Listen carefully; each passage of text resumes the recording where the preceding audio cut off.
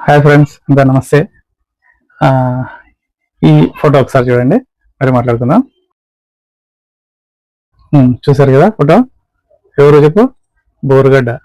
బోరుగడ్డ. ఇప్పుడు బోరుగడ్డ పరిస్థితి ఏంటి? బోరుగడ్డని నన్ను ఆఫీస్లో కానీ రానియడం లేదు, జగనన్న దగ్గర కలవనియడం లేదు, అది ఇది అని చెప్పేసి గగ్గోలు పెడుతున్నా. విషయం ఏమంటే, మనం ఏదైనా కానీ పర్సనల్గా వెళ్తే ఇట్లే ఉంటుంది.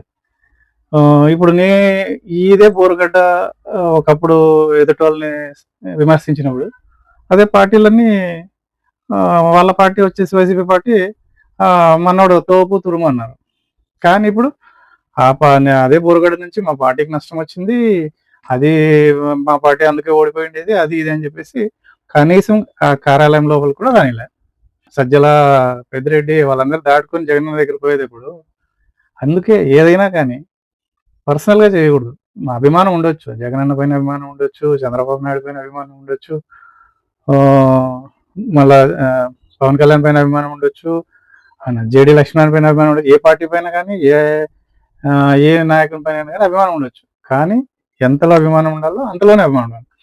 తర్వాత దాన్ని ఎదుటివాని పర్సనల్ విషయం, భార్య, పిల్లలు, ఇండ్లు, వాకిలి అంతవరకు వెళ్ళకూడదు. ఏదైనా పర్సనల్‌గా మాట్లాడాలా, ఏదున్నా గానీ పార్టీ పరంగా గానీ, లేకపోతే విమర్శించే స్థాయి ఎంతవరకు అంతవరకు మాట్లాడాలి. ఇప్పుడు పార్టీ పరంగా మాట్లాడాలా, లేదంటే వాళ్ళ పిల్లల గురించి మాట్లాడాలా, లేదంటే ఏదైనా గానీ మాట్లాడాలి.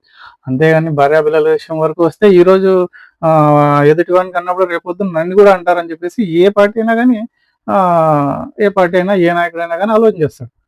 ఈరోజు అమెరికాకు పోయొచ్చి ఎంత చదువుకొని సాఫ్ట్‌వేర్ కంపెనీ వదులుకొని ఈరోజు బోరుగడ్డ రోడ్డున పడినాడు అంటే సామాన్యుని పరిస్థితి ఏమి? అందుకే అభిమానం అనేది ఎంతవరకు ఉండాలో అంతవరకు ఉండాలి. అభిమానం ఉంటే ఒక గంట సేపు ఎక్కువ పని చేయి, కొద్ది రోజులు బాగుంటుంది. కానీ ఏ పార్టీ అయినా కానీ టైం చూసి దూరం పెడతది. ఎందుకంటే ఈరోజు ఎదుటోనికి అయితే రేపొద్దున నాకైతుంది అని. ఇలాంటి వాళ్ళ కోసం పార్టీని పోగొట్టుకోలేరు, వాళ్ళ నాయకుల్ని పోగొట్టుకోలేరు. ఈ 10 మంది కోసం 90 మందిని పోగొట్టుకోలేరు కదా! పార్టీని నడుపుకోవాలా, ముందుకు పోవాలా కాబట్టి ఏ పార్టీ అయినా కూడా ఇలాంటి దాన్ని ఎంకరేజ్ చేయదు. మన జాగ్రత్తలో మనమే ఉండాలి. ఎవరైనా గానీ పార్టీ అభిమానులు ఎవరైనా గానీ ఒక జర్నలిస్ట్‌గా కాకుండా, ఒక మిత్రునిగా, ఒక అభిమానిగా నేను కూడా చెప్తున్నా. మీకి అభిమానం ఉంటే కొంచెం ఎక్కువ కష్టపడండి. అంతేగాని మరి పర్సనల్‌గా పోయి ఎదుటివాడిని విమర్శించడం ఎంతవరకు కరెక్ట్ కాదు. దాంతో పాటు ఎవరు దాన్ని యాక్సెప్ట్ చేయరు. 30 ఇయర్స్, 40 ఇయర్స్ నుంచి రాజకీయాల్లో ఉండే నాయకులున్నారు. వాళ్ళు అంతగా మాట్లాడరు చాలామంది. అంత పర్సనల్ విషయం పర్సనల్‌గా పోయి మాట్లాడరు.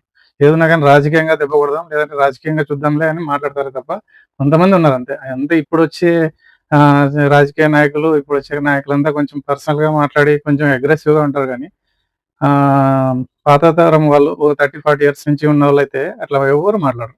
కొంచెం నేర్చుకోవాలి మనం గూడా. వాళ్ళని చూసి నేర్చుకునేదో, లేదంటే వాళ్ళని ఎట్లా ఏమి అని అడిగి తెలుసుకునేదో మాట్లాడేటప్పుడు జాగ్రత్తగా మాట్లాడండి. ఓకేనా? Thank you.